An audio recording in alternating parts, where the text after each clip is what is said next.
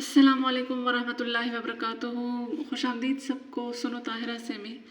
आज हम एक खूबसूरत सिलसिले को जो शुरू किया था अपने आमाल की दुरुस्तगी के लिए, फ़ज़ाइल आमाल का, और इसमें हम मुख्तलिफ़ हिस्सों पर बात करेंगे। फ़ज़ाइल ज़िक्र, फ़ज़ाइल नमाज, फ़ज़ाइल रमज़ान, फ़ज़ाइल तबलीग और हिकायात सहाबा पर, फ़ज़ाइल कुरान पर, ताकि हम अपनी अमली ज़िंदगी को दुरुस्त कर सकें। और इस नीयत के साथ आगाज़ किया था और अल्हम्दुलिल्लाह अल्लाह की तौफ़ीक से आज दूसरे पार्ट के लिए भी हाज़िर हूँ। तो शुरू करते हैं। नहमदुहु व नसल्ली अला रसूलिहिल करीम, अम्मा बाद, फ़अऊज़ु बिल्लाहि मिनश शैतानिर रजीम, बिस्मिल्लाहिर रहमानिर रहीम। रब्बि इश्रह ली सदरी वयस्सिर ली अमरी वहलुल उक़दतम मिन लिसानी यफ़क़हू क़ौली। रब्बि यस्सिर वला तुअस्सिर वतम्मिम बिल खैर व बिका नस्तईन। इसका पहला हिस्सा हिकायात सहाबा है, जिसमें हमने पहले हमारे प्यारे रसूल सल्लल्लाहु अलैहि वसल्लम के बारे में जो है वो एक वाक़या सुना था आप लोगों ने मुझसे। आज हम सहाबी का किस्सा हज़रत अनस रज़ियल्लाहु अन्हु बिन नज़र की शहादत का। हज़रत अनस बिन नज़र एक सहाबी थे जो बदर की लड़ाई में शरीक नहीं हो सके थे। उनको इस चीज़ का सदमा था। उस पर अपने नफ्स को मलामत करते थे कि इस्लाम की पहली अजीमुश्शान लड़ाई और इसमें शरीक ना हो सका। इसकी तमन्ना थी कि कोई दूसरी लड़ाई हो तो हौसले पूरे करूं। इत्तेफाक से ओहद की लड़ाई पेश आ गई, जिसमें ये बड़ी बहादुरी और दिलेरी से शरीक हुए। ओहद की लड़ाई में तो अव्वल तो मुसलमानों को फतह हुई, मगर आखिर में एक गलती की वजह से मुसलमानों को शिकस्त हुई थी। वो गलती ये थी कि हुजूर अकरम सल्लल्लाहु अलैहि वसल्लम ने कुछ आदमियों को एक ख़ास जगह मुकर्रर फरमाया था कि तुम लोग इतने में ना कहो कि तुम लोग इतने में मैं ना कहूँ उस जगह से ना हटना कि वहाँ से दुश्मन के हमला करने का अंदेशा था। जब मुसलमानों को शुरू में फतह हुई तो काफिरों को भागता हुआ देखकर ये लोग अपनी जगह से ये समझ कर हट गए कि अब जंग ख़त्म हो चुकी है, इसलिए भागते हुए काफिरों का पीछा किया जाए और गनीमत का माल हासिल किया जाए। इस जमात के सरदार ने मना भी किया कि हुजूर सल्लल्लाहु अलैहि वसल्लम की ममानियत थी तो तुम यहाँ से ना हटो, मगर उन लोगों ने ये समझ कर के हुजूर सल्लल्लाहु अलैहि वसल्लम का इरशाद सिर्फ लड़ाई के वक्त के वास्ते था, वहाँ से हटकर मैदान में पहुँच गए। भागते हुए काफिरों ने उस जगह को खाली देखकर उसकी तरफ से हमला कर दिया। मुसलमान बेफिक्र थे कि उस अचानक बेखबरी के हमले से मगलूब हो गए और दोनों तरफ से काफिरों के बीच में आ गए, जिसकी वजह से इधर उधर परेशान भाग रहे थे।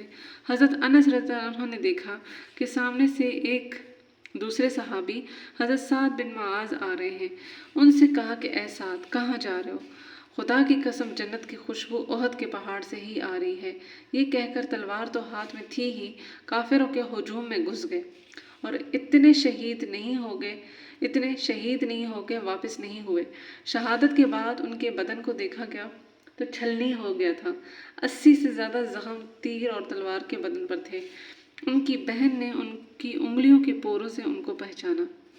फ़ायदा, जो लोग इखलास और सच्ची तलब के साथ अल्लाह के काम में लग जाते हैं, उनको दुनिया ही में जन्नत का मज़ा आने लगता है।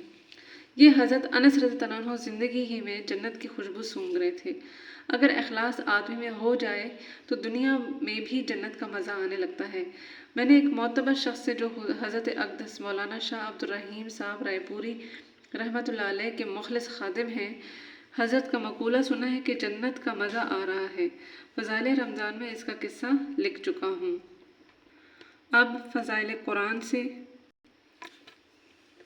कुरान से आदाब। मिसवाक और वज़ू के बाद किसी यकसुई की जगह में नहायत वक़ार और तवाज़ु के साथ रूह ब क़िबला बैठे और नहायत ही हुज़ूर क़ल्ब और खुशू के साथ इस लुत्फ़ से जो उस वक्त के मुनासिब है इस तरह पढ़े कि गोया खुद हक़ सुब्हाना व तआला को कलाम पाक सुना रहा है।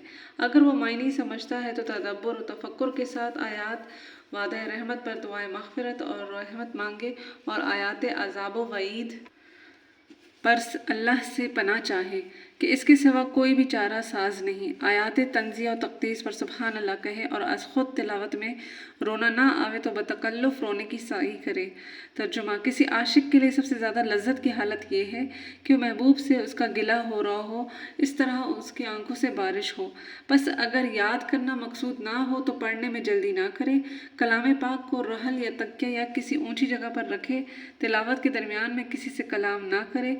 अगर कोई ज़रूरत पेश आ ही जावे तो कलाम पाक बंद करके बात करे और फिर उसके बाद باللہ یعنی طاؤس پڑھ کر دوبارہ شروع کرے۔ اگر مجمع میں لوگ اپنے اپنے کاروباروں میں مشغول ہوں تو آہستہ پڑھنا افضل ہے، ورنہ آواز سے پڑھنا اولیٰ ہے۔ مشائخ نے تلاوت کے 6 آداب ظاہری اور 6 باطنی ارشاد فرمائے ہیں۔ ظاہری آداب: اول، غایت احترام سے باوضو روح بقبلہ بیٹھے۔ دوم، پڑھنے میں جلدی نہ کرے، ترتیل و تجوید سے پڑھے۔ سوم، رونے کی صحیح کرے چاہے بتکلف ہی کیوں نہ ہو۔ چہارم، آیت رحمت و آیات عذاب کا حق ادا کرے جیسے پہلے گزر چکا۔ پنجم، اگر ریا کا احتمال ہو، کسی دوسرے مسلمان کی تکلیف و خرچ کا اندیشہ ہو تو آہستہ پڑھے ورنہ آواز سے پڑھے۔ ششم، خوش الحانی سے پڑھے کہ خوش الحانی سے کلام پاک پڑھنے کی بہت سی احادیث میں تاکید آئی ہے۔ باطنی آداب: اول، کلام پاک کی عظمت کو دل میں رکھے کہ کیسا عالی مرتبہ کلام ہے۔ دوم، حق سبحانہ و تقدس کی علو شان اور رفعت و کبریائی کو دل میں رکھے جس کا کلام ہے۔ سوم، دل کو وسواس و خطرات سے پاک رکھے۔ چہارم، معنی کا تدبر کرے اور لذت کے ساتھ پڑھے۔ حضور اکرم صلی اللہ علیہ وسلم نے ایک شب تمام رات ایک آیت کو پڑھ کر گزار دی۔ ترجمہ: اے اللہ، اگر تو ان کو عذاب دے تو یہ تیرے بندے ہیں، اور اگر مغفرت فرما دے تو عزت و حکمت والا ہے۔ سعید بن جبیر نے ایک رات اس آیت کو پڑھ کر صبح کر دی۔ او مجرمو، آج قیامت کے دن فرمانبرداروں سے الگ ہو جاؤ۔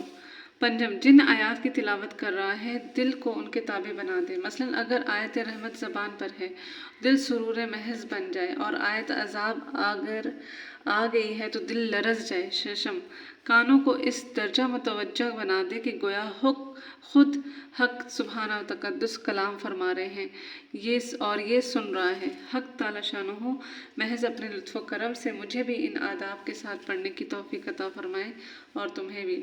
مسئلہ: قرآن شریف کا حفظ کرنا جس سے نماز ادا ہو جائے ہر شخص پر فرض ہے، اور تمام کلام پاک کا حفظ کرنا فرض کفایہ ہے۔ اگر کوئی بھی العیاذ باللہ حافظ نہ رہے تو تمام مسلمان گنہگار ہیں۔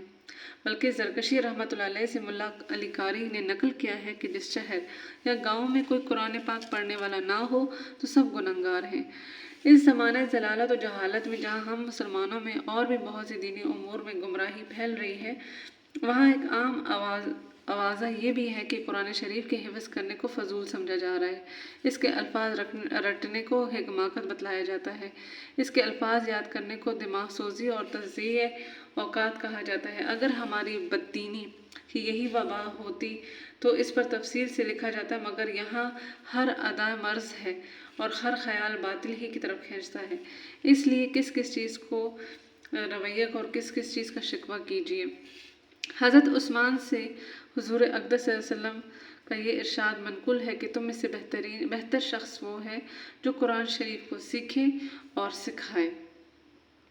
اب فضائل نماز سے باب اول، نماز کی اہمیت کا بیان۔ اس باب میں 2 فصلیں ہیں۔ فصل اول میں نماز کی فضیلت کا بیان ہے اور دوسری فصل میں نماز کے چھوڑنے پر جو وعید اور عتاب حدیث میں آیا ہے اس کا بیان ہے۔ فصل اول، نماز کی فضیلت کے بیان میں حضرت عبداللہ بن عمر رضی اللہ عنہ نبی کریم صلی اللہ علیہ وسلم کا ارشاد نقل کرتے ہیں کہ اسلام کی بنیاد 5 ستونوں پر ہے۔ سب سے اول لا الہ الا اللہ محمد الرسول اللہ کی گواہی دینا، یعنی اس بات کا اقرار کرنا کہ اللہ کے سوا کوئی معبود نہیں اور محمد صلی اللہ علیہ وسلم اس کے بندے اور رسول ہیں۔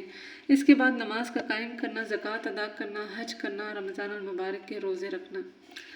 فائدہ: یہ 5 چیزیں ایمان کے بڑے اصول اور اہم ارکان ہیں۔ نبی کریم صلی اللہ علیہ وسلم نے اس پاک حدیث میں بطور مثال اسلام کو ایک خیمہ کے ساتھ تشبیہ دی ہے جو 5 ستونوں پر قائم ہوتا ہے۔ پس کلمہ شہادت خیمہ کی درمیانی لکڑی کی طرح ہے اور بقیہ چاروں ارکان بمنزلہ ان کے 4 ستونوں کے ہیں جو چاروں کونوں پر ہوں۔ اگر درمیانی لکڑی نہ ہوتی تو خیمہ کھڑا ہی نہ ہو سکتا، اور اگر یہ لکڑی موجود ہو اور چاروں طرف کے کونوں میں کوئی سی لکڑی نہ ہو تو خیمہ قائم تو ہو جائے گا، لیکن جون سے کونے کی لکڑی نہیں ہوگی وہ جانب ناقص ہوگی۔ اس پاک ارشاد کے بعد اب ہم لوگوں کو اپنی حالت پر خود ہی غور کر لینا چاہیے کہ اسلام کے اس خیمے کو ہم نے کس درجہ تک قائم کر رکھا ہے، اور اسلام کا کون سا رکن ایسا ہے جس کو ہم نے پورے طور پر سنبھال رکھا ہے۔ اسلام کا یہ پانچوں ارکان نہایت اہم ہے، حتیٰ کہ اسلام کی بنیاد انہی کو قرار دیا گیا ہے۔ ایک مسلمان کے لیے بحیثیت مسلمان ہونے کے ان سب کا اہتمام نہایت ضروری ہے، مگر ایمان کے بعد سب سے اہم چیز نماز ہے۔ حضرت عبداللہ بن مسعود کہتے ہیں کہ میں نے حضور صلی اللہ علیہ وسلم سے دریافت کیا کہ اللہ تعالیٰ شانہ کے یہاں سب سے زیادہ محبوب عمل کون سا ہے؟ ارشاد فرمایا کہ نماز۔ میں نے عرض کیا اس کے بعد؟ فرمایا کہ والدین کے ساتھ حسن سلوک۔ میں نے عرض کیا کہ اس کے بعد کون سا ہے؟ فرمایا جہاد۔ ملا علی قاری رحمۃ اللہ فرماتے ہیں کہ حدیث میں علماء کے اس قول کی دلیل ہے کہ ایمان کے بعد سب سے مقدم نماز ہے۔ اس کی تائید اس حدیث سے صحیح سے بھی ہوتی ہے جس میں ارشاد ہے الصلاۃ خیر موضوع، یعنی بہترین عمل جو اللہ تعالیٰ نے بندوں کے لیے مقرر فرمایا ہے وہ نماز ہے۔ اور حدیث میں کثرت سے مضمون صاف اور صحیح حدیثوں میں نقل کیا گیا ہے کہ تمہارے سب اعمال میں سے سب سے بہتر عمل نماز ہے۔ چنانچہ جامع صغیر میں حضرت ثوبان، ابن عمر، سلمہ، ابو امامہ، عبادہ رضی اللہ عنہ، 5 صحابہ رضی اللہ عنہ سے یہ حدیث نقل کی گئی ہے، اور حضرت ابن مسعود اور انس رضی اللہ عنہ سے اپنے وقت پر نماز کا پڑھنا افضل ترین عمل نقل کیا گیا ہے۔ حضرت ابن عمر اور ام فروہ رضی اللہ عنہ سے اول وقت نماز پڑھنا نقل کیا گیا ہے۔ مقصد سب کا قریب قریب ایک ہی ہے۔ اب فضائل ذکر سے آیات کا جو ترجمہ ہے ذکر کے حوالے سے اس کا سلسلہ شروع کیا تھا۔ اب ایک اور آیت ہے، اور حج کے زمانے میں مینا میں بھی ٹھہر کر کئی روز تک اللہ کو یاد کیا کرو، اس کا ذکر کیا کرو، اور کثرت سے اپنے رب کو یاد کیا کیجیے، اور صبح و شام تسبیح کیا کیجیے۔ یہ سورہ بقرہ اور سورہ ال عمران کی آیات کا ترجمہ ہے۔ پہلے سے عقل مندوں کا ذکر ہے، وہ ایسے لوگ ہیں جو اللہ تعالیٰ کو یاد کرتے ہیں، کھڑے بھی، بیٹھے بھی اور لیٹے ہوئے بھی، اور آسمانوں اور زمینوں کے پیدا ہونے میں غور کرتے ہیں، اور غور کے بعد یہ کہتے ہیں کہ ہمارے رب، آپ نے یہ سب بیکار تو پیدا نہیں کیا، ہم آپ کی تسبیح کرتے ہیں، اور آپ ہم کو عذاب جہنم سے بچا لیجیے۔ جب تم نماز خوف، جس کا پہلے ذکر ہے، پوری کر چکو تو اللہ کی یاد میں مشغول ہو جاؤ، اور کھڑے بھی اور بیٹھے بھی اور لیٹے بھی، کسی حال میں بھی اس کی یاد اور اس کے ذکر سے غافل نہ ہو۔ منافقوں کی حالت کا بیان ہے، اور جب نماز کے کھڑے ہوتے ہیں تو بہت ہی کاہلی سے کھڑے ہوتے ہیں، اور صرف لوگوں کو اپنی نماز ہونا دکھلاتے ہیں، اور اللہ تعالیٰ کا ذکر بھی نہیں کرتے مگر یوں ہی تھوڑا سا۔ شیطان تو یہی چاہتا ہے کہ شراب اور جوئے کے ذریعے تم میں آپس میں عداوت اور بغض پیدا کر دے، اور تم کو اللہ کے ذکر اور نماز سے روک دے۔ بتاؤ، اب بھی ان بری چیزوں سے باز آ جاؤ گے، اور ان لوگوں کو اپنی مجلس سے علیحدہ نہ کیجیے، اور جو صبح و شام اپنے پروردگار کو پکارتے رہتے ہیں، جس سے خاص اس کی رضا کا ارادہ کرتے ہیں، اور پکارا کرو اس کو، یعنی اللہ کو خالص کرتے ہوئے اور اس کے لیے دین کو۔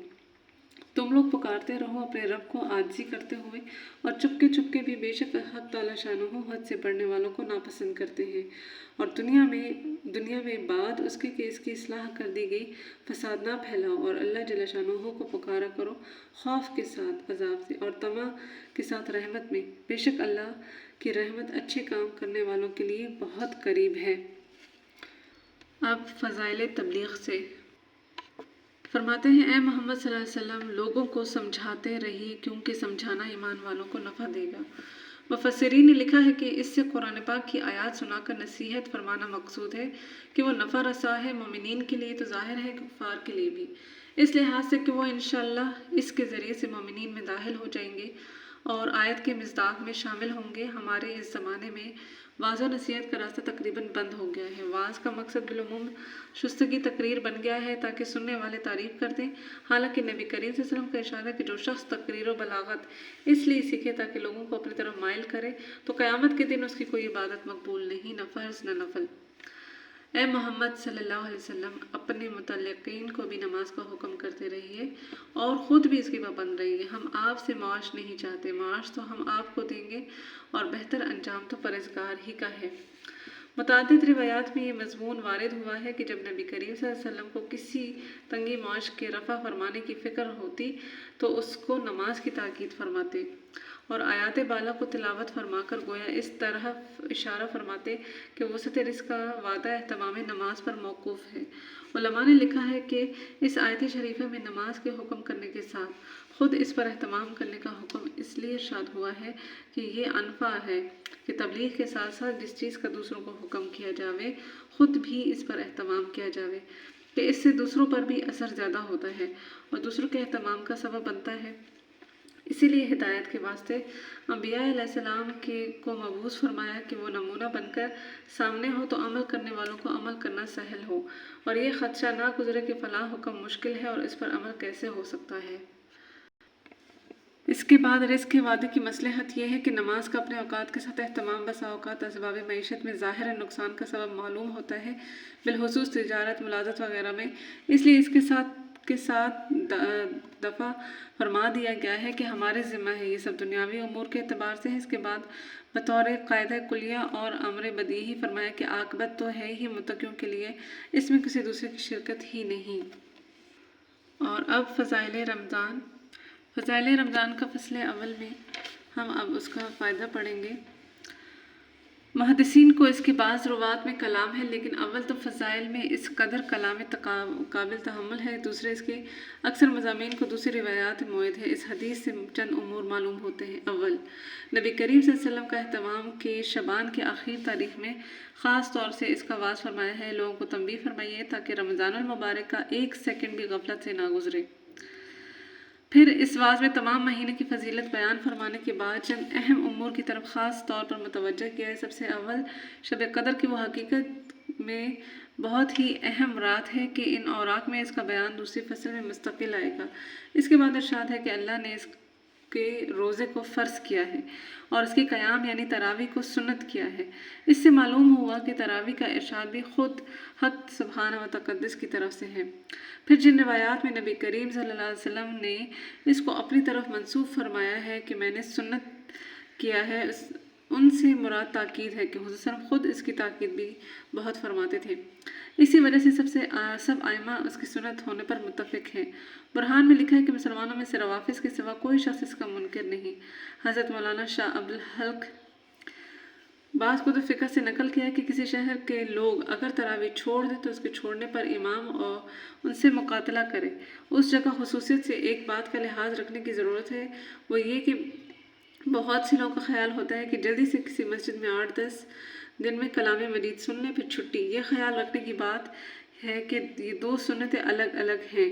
تمام کلام اللہ شریف کا تراویح میں پڑھنا یا سنانا یہ مستقل سنت ہے اور پورے رمضان شریف کی تراویح مستقل سنت ہے۔ یہ بس اس صورت میں اس سنت پر عمل ہو اور دوسری رہے گی، البتہ جن لوگوں کو رمضان المبارک میں سفر وغیرہ یا کسی اور وجہ سے ایک جگہ تراویح پڑھنی مشکل ہو، ان کے لیے مناسب ہے کہ اول قرآن شریف چند روز میں سن لیں تاکہ قرآن شریف ناقص نہ رہے، پھر جہاں وقت ملا اور موقع ہو وہاں تراویح پڑھ لی کہ قرآن شریف بھی اس صورت میں ناقص نہیں ہوگا اور اپنے کام کا بھی خرچ نہ ہوگا۔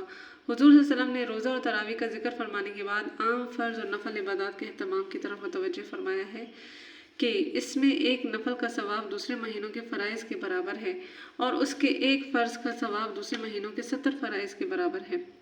اس جگہ ہم لوگوں کو اپنی اپنی عبادات کی طرف بھی ذرا غور کرنے کی ضرورت ہے کہ اس مبارک مہینے میں فرائض کا ہم کس قدر اہتمام ہوتا ہے اور نوافل میں کتنا اضافہ ہوتا ہے۔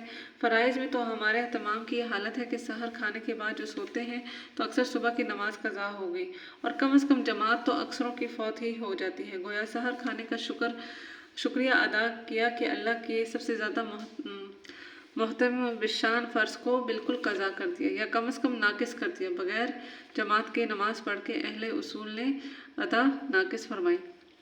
اور حضور اکرم صلی اللہ علیہ وسلم کا تو ایک جگہ ارشاد ہے کہ مسجد کے قریب رہنے والوں کو تو گویا نماز بغیر مسجد کے ہوتی ہی نہیں ہے۔ مظاہر حق میں لکھا ہے کہ جو شخص بغیر عذر کے بدن جماعت نماز پڑھتا ہے تو اس کے ذمہ فرض تو ساقط ہو ہی جاتا ہے مگر اس کو نماز کا ثواب نہیں ملتا۔ اسی طرح دوسری نماز مغرب کی بھی جماعت اکثروں کی افطار کی نظر ہو جاتی ہے اور رکعت اولیٰ یا تکبیر اولیٰ کا تو ذکر ہی کیا، بہت سے لوگ تو عشاء کی نماز بھی تراویح کے احسان کے بدلے میں وقت سے پہلے ہی پڑھ لیتے ہیں۔ تو یہ تو رمضان المبارک میں ہماری نماز کا حال ہے جو اہم ترین فرائض میں سے ایک فرض کے بدلے ہے، یعنی ہم ایک فرض کے بدلے تین کو ضائع کر دیتے ہیں۔ یہ تین تو اکثر ہیں، ورنہ ظہر کی نماز قیلولہ کی نظر اور عصر کی جماعت افطاری کا سامان خریدنے کی نظر ہوتے ہوتے آنکھوں سے دیکھا گیا ہے۔ اس طرح اور فرائض پر آپ خود غور فرما لیں کہ کتنا اہتمام رمضان المبارک میں ان کا کیا جاتا ہے، اور جب فرائض کا یہ حال ہے تو نوافل کا کیا پوچھنا۔ اشراق اور چاشت تو رمضان المبارک میں سونے کی نظر ہو ہی جاتے ہیں، اوابین کا کیسا اہتمام ہو کہ جب ابھی روزہ کھلا ہے اور آئندہ تراویح کا سحر اور تہجد کا وقت تو ہے ہی، عین سحر کھانے کا وقت، پھر نوافل کی گنجائش کہاں رہی۔ لیکن یہ سب باتیں بے توجہی اور نہ کرنے کی ہیں، اور تو ہی اگر نہ چاہے تو باتیں ہزار ہیں۔ کتنے اللہ کے بندے ہیں کہ جن کے لیے انہی اوقات میں سب چیزوں کی گنجائش نکل آتی ہے۔ آج کے لیے اتنا ہی۔ اللہ رب العزت سے شدت سے تہہ دل سے دعا ہے کہ اے رب کریم ہماری تمام عبادات، ناقص عبادتوں کو قبول فرما اپنے دربار میں، اور ہمیں توفیق دے کہ ہم خشوع و خضوع کے ساتھ اور تیری رضا کی خاطر، تیری رضا کے مطابق تمام عبادات کو کریں۔ جتنی بھی معاملات ہیں، جتنی بھی عبادات ہیں، وہ ہماری صرف اور صرف اللہ کے حکم کے تابع ہوں۔ بس دعا گو ہوں آپ سب کے لیے اور اپنے لیے کہ اللہ رب العزت ہماری دنیا، ہمارا دین اور ہماری آخرت سنوار دے، اور ہمیں اللہ کے سامنے اور ہمارے پیارے رسول صلی اللہ علیہ وسلم کے سامنے سرخرو کرے، ہمیں کسی کے سامنے نہ دنیا میں رسوا کرے نہ آخرت میں۔ اللہ سے ہمیشہ اچھا گمان کیا کرے، کیونکہ اللہ بڑا پروردگار ہے اور اللہ انسان کے گمان کے مطابق ہی ہوگا، اور مجھے پورا یقین ہے کہ انشاءاللہ یہ سلسلہ جو ہم نے شروع کیا ہے یہ ہماری دنیاوی، دینی اور آخرت کی کامیابی کا ذریعہ بنے گا۔ یہ سلسلہ انشاءاللہ چلتا رہے گا، اور دعا کیجیے گا میرے لیے بھی کہ اللہ مجھے توفیق دے کہ میں اس سلسلے میں قائم و دائم رہوں، مجھے استقامت نصیب کرے۔ اجازت دیجیے۔ وآخر دعوانا ان الحمد للہ رب العالمین۔ سبحان ربک رب العزت عما یصفون وسلام علی المرسلین والحمد للہ رب العالمین۔ السلام علیکم ورحمۃ اللہ وبرکاتہ۔